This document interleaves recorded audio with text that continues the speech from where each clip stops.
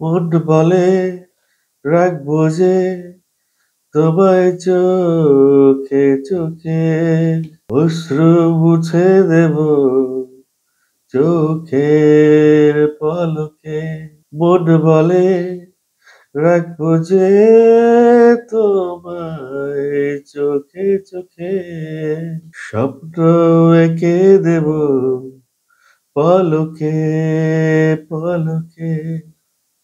ভাই, কি অসাধারণ, কি দরদ দিয়ে গানটা গাইছে। এক প্রেম টি সিরিজ বাংলা ইয়েতে আঞ্চলিকে রিজিনালে রিলিজ হয়েছে।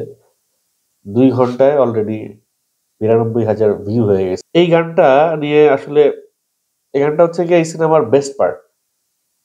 আপনারা দেখছেন প্রিয়তমায় ঈশ্বর গানটা শুনে কাঁদে নাই, ভেতরে ভেতরে কাঁদে নাই এরকম কোনো দর্শক ছিল না। বাইরে কেঁদে মানে কেঁদে কেঁদে হল থেকে বেরোইছে এরকম অনেক দর্শক ছিল। জাস্ট অরণ্য মামুনের চিত্রনাট্যের দুর্বলতার কারণে এই গানটা থাকার কথা ছিল সিনেমার শেষে। এই গানটা শুরুতে দিলেও সিনেমার শেষে আরেকবার থাকা দরকার ছিল, যাতে করে হল থেকে যখন দর্শক বেরোবে এই কষ্টটা নিয়ে বেরোবে, এই গ্লানিটা নিয়ে বেরোবে এবং কাঁদতে কাঁদতে বেরোবে। এই যে যে মানে অরণ্য মামুন যে বাটপারিটা করছে, এই যে বিভিন্ন কথা দিয়ে কথা রাখে নাই, এই যে গান দিব দেব করে দেয় নাই, এই যে টি সিরিজ হাঙ্কি পাঙ্কি করে গানের একেবারে 12টা বাজিয়ে দিছে। এই গানটা বিশ্বাস করেন ভাই, এই গানটা প্রিয়তমার ঈশ্বরের মতো একটা গান হওয়ার কথা ছিল। প্রিয়তমা ঈশ্বর গানটা যতটা জনপ্রিয় হয়েছে তার চেয়ে বেশি জনপ্রিয়তা পাওয়ার কথা ছিল এই গানটা। অথচ ঠিক টাইমে, জাস্ট ঠিক টাইমে এবং সিনেমার মধ্যে ঠিক গল্পের ভিতরে ঠিক প্লেসমেন্টটা হয় নাই গানের। আমি আমার রিভিউতে বলেছিলাম যে এটা একটা গার্বেজ হয়েছে সিনেমাটা, কিন্তু এই গানটা গার্বেজ না, এই গানটা এই সিনেমার প্রাণ। এই পুরো সিনেমার প্রাণ হচ্ছে এই এক প্রেম গানটা। ইমরান জাস্ট মান সম্মান বাঁচাই দিছে, জাস্ট মান সম্মান বাঁচাই দিছে দরদ সিনেমাটা।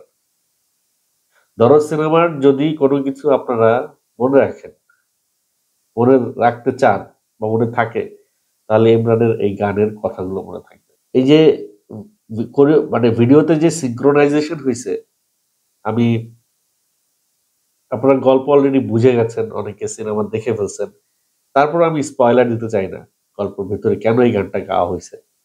তো অবশ্য এটা যে একটা স্যাড গান এটা তো নিশ্চয়ই বুঝতে পারছেন, এটা বলাই বাহুল্য। একটা ভীষণ কষ্ট পেয়ে শাকিব খান এই গানটা গায়, দুলু মিয়া এই গানটা গায়। কষ্টের একটা গান, যে কষ্টটা দর্শক পর্যন্ত একেবারে প্রপারলি নাড়া দিতে পারে নাই। দর্শকের হৃদয়টা যদি প্রপারলি নাড়া দিতে পারতো, বিশ্বাস করেন হল ভাঙ্গা পড়তো পরের দিন, হল কাইপা উঠতো। জাস্ট চিত্রনাট্য, গল্প ঠিক ছিল, গল্প নিয়ে আমার কোনো কমপ্লেন নাই, কিন্তু গল্পের গাঁথুরিটা, চিত্রনাট্যটা, সিনক্রোনাইজেশনটা, প্লেসমেন্টটা ঠিক ছিল না। অনেক অনেক মুনশিয়ানা লাগে একটা গল্পকে গাঁথতে। এই পর্যন্ত। আচ্ছা, এটা নিয়ে আমি আর কোনো কথা বলতে চাই না, আচ্ছা শুধু গান নিয়ে কথা বলবো, এগুলো নিয়ে পরে কথা বলবো। এই এক প্রেম গানটা আপনি যতবার দেখবেন আমার মনে হয় না যে আপনার আরেকবার দেখার ইচ্ছে হবে না। শাকিব খানের এক্সপ্রেশন, সোনাল চৌহানের এক্সপ্রেশন, গানের ভেতরে অলমোস্ট বোঝা যাচ্ছে যে এমন কিছু একটা ঘটেছে সোনাল চৌহান এবং শাকিব খানের জীবনে, যেটা না শাকিব খান মানতে পারছে, না শাকিব খান ভুলতে পারছে। এমন একটা ঘটনা সোনাল চৌহানের সঙ্গে ঘটেছে, যে ঘটনার কারণে তাদের সংসারটা তছ নছ হয়ে গেছে। তাদের ভেতরের যে রোম্যান্স ছিল, যেই ভালোবাসা ছিল, সেই ভালোবাসাটা আগের মতো ফিল করতে পারছে না। সোনাল চৌহান রোবট হয়ে গেছে, গানে আমরা যেটুকু দেখতে পাচ্ছি। সোনাল চৌহানের চোখ দিয়ে অশ্রু গড়িয়ে পড়ছে, কিছু একটা হয়েছে যেটাতে হয়তো সোনাল চৌহানের হাত ছিল না, শাকিব খানেরও হাত ছিল না, কিন্তু হয়ে গেছে ঘটনাটা। একটা ভাগ্যের ফের বলতে পারেন, ভাগ্যক্রমে বলতে পারেন, যে কোনো একটা কারণে এমন একটা ঘটনা তাদের জীবনে ঘটে গেছে, যে কষ্ট তারা দুইজন দুজনের সঙ্গে শেয়ার করতে পারছে না। পৃথিবীতে বহু ধরনের কষ্ট আছে, বহু ধরনের কষ্ট আছে, কিন্তু আপনি যদি কষ্টটা আপনার প্রিয় মানুষের সঙ্গে শেয়ার করতে পারেন, সম্ভব হয়, তাহলে সেই কষ্টটা না কমে যায়। আর যে কষ্টটা আপনি প্রিয় মানুষটির সঙ্গে শেয়ার করতে পারেন না, সেই কষ্ট শুধু বাড়ে। সেই কষ্ট শুধু বাড়ে, বাড়তে বাড়তে আপনারা একটা দৃশ্যে দেখছেন যে সোনাল চৌহান নদীতে ঝাঁপ দেয়। ট্রেলারে দেখছি, আমরা গানে দেখছি, দেখায় ফেলছে। তো এই যে নদীতে ঝাঁপ দেওয়া, তার একটা সুইসাইড করার একটা ইচ্ছে, এই এই কতটা কষ্ট পাইলে সোনাল চৌহান নদীতে ঝাঁপ দেয়, আর কতটা কষ্ট পাইলে শাকিব খান আড়ালে গিয়ে সোনাল চৌহানকে না দেখায় একা একা কাঁদে। তো প্রিয়তমায় আমরা দেখছি সেটা হচ্ছে গিয়ে না পাওয়ার গান, হারিয়ে ফেলার গান, মানে মিসিং এর গান।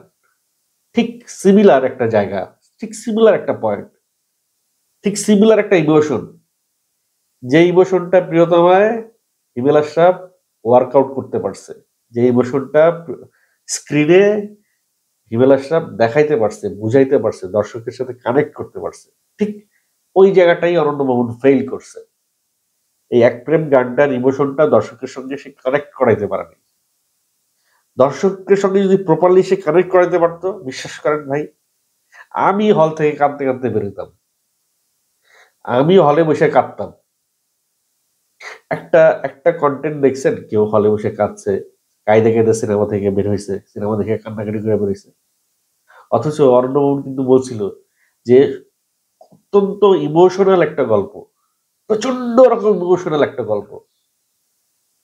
গল্পটা ঠিকই ছিল, গল্পটা প্রচন্ড ইমোশনাল, কিন্তু এক্সিকিউট করতে পারে নাই, সে দেখাইতে পারে নাই, সে বুঝাইতে পারে নাই।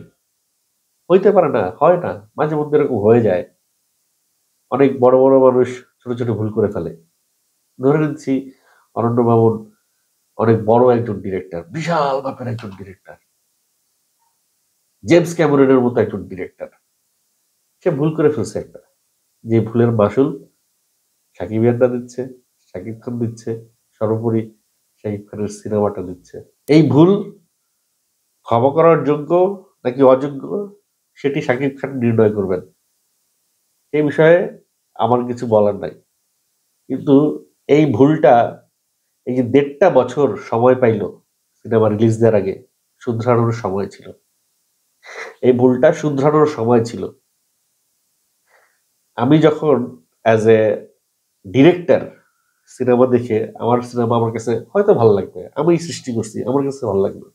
১.৫টা বছর সে অন্তত ১৫০ লোক পাইলো না সিনেমাটা বসায় দেখানোর জন্য, অপরিচিত, এবং তাদের কাছ থেকে রিসিভ করার জন্য প্রবলেম গুলা কি আছে? ইন্ডাস্ট্রিতে কি বন্ধু, তার অনন্য কোনো বন্ধু নাই নাকি? সবাই খালি তোষামোদী করছে, আরে জোস, ফাটাফাটি, শাকিব খানের ছবি ফাটাফাটি। যাই হোক, ওই বিষয়ে আমি বারবার ওই প্রসঙ্গে চলে যাচ্ছি।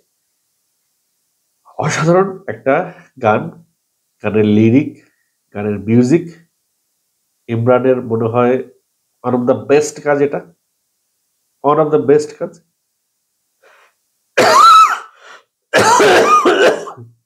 প্রপার টাইমে যদি গানটা রিলিজ করতে পারতো, যদি এই গানটাই সবার আগে দিয়ে দিত, স্যাড সংটা।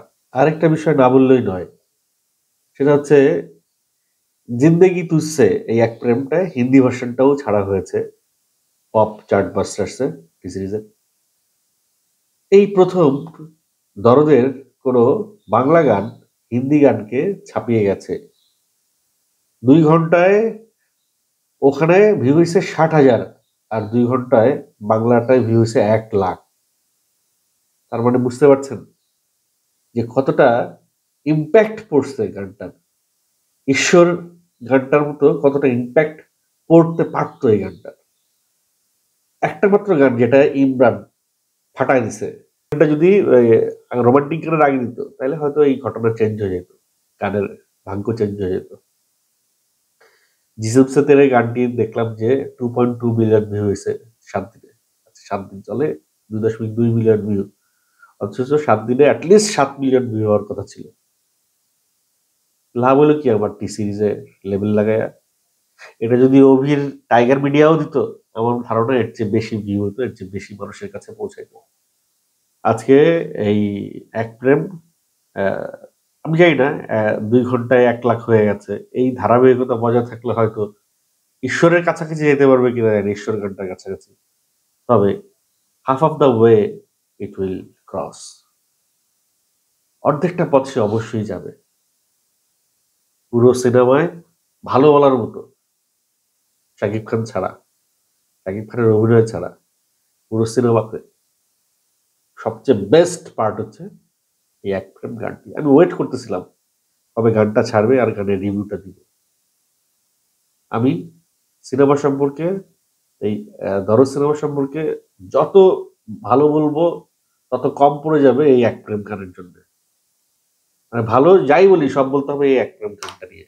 দুজনের যে এক্সপ্রেশন ছিল গানের শুটে, যদিও সিকোয়েন্স টু সিকোয়েন্স শুট করা হয়েছে, তবে আমার ধারণা নর্মালি আমরা কি করি, আমরা গানটা কিন্তু যখন শুট হয় গানটা কিন্তু বাজে ব্যাকগ্রাউন্ডে, ব্যাকগ্রাউন্ডে গান বাজে, সেই গানের সাথে সাথে আমরা ইয়ে করি, এক্সপ্রেশন দিই। এবং সেই এক্সপ্রেশনটা সোনাল চৌহান কতটুক বুঝছে আমি জানি না, বাট সেই এক্সপ্রেশনটা দিছে জোস। পুরো সিনেমায় সোনাল চৌহানের অ্যাক্টিং আমার ভালো লাগে না, এক্সেপ্ট এই গানটা। এই গানের অ্যাক্টিং ছাড়া পুরো সিনেমায় সোনাল চৌহানের আমার পারফরমেন্স আমার কাছে খুব একটা নোটিসেবল মনে হয় না। বাট দিস সং মানে মনে হচ্ছে যে এটা অন্য কোনো জায়গা থেকে এসে, অন্য কোনো সিনেমা থেকে এনে জুড়ে দেওয়া হয়েছে, এত ভালো হয়েছে গানের সবকিছু। Just loved it. দর্শক, আপনাদের কাছে কেমন লেগেছে গানটি অবশ্যই কমেন্ট করে জানাবেন, এবং কে কে এই গানটি শুনতে শুনতে চোখের পানি চলে এসেছে যেমনটা আমার এসেছে, অবশ্যই কমেন্ট করে জানাবেন।